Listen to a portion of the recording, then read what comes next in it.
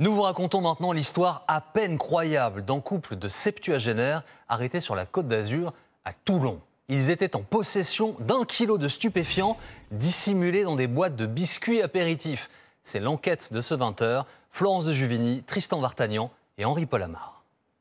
Au volant, Monique, 75 ans, et son époux Robert, 78 ans. 2 trafiquants de drogue présumés, recherchés par les hommes de la BAC.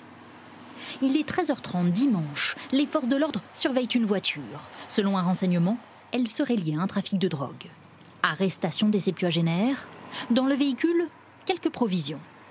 Mais dans les boîtes de chips et de céréales, du cannabis et de la cocaïne.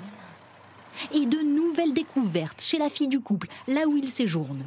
Au total, près de 800 grammes de résine de cannabis, 80 grammes de cocaïne, 1 000 €, mais aussi du matériel de conditionnement et un cahier de comptabilité.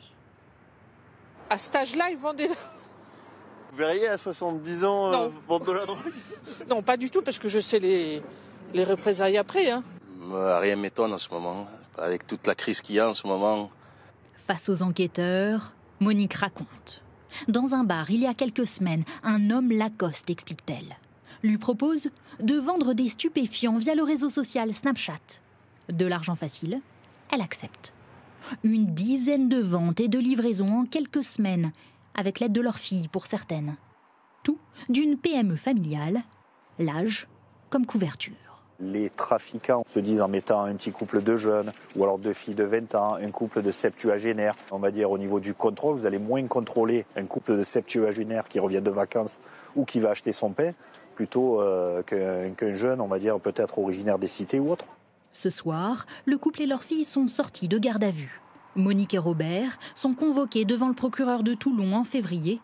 Ils risquent jusqu'à 10 ans de prison.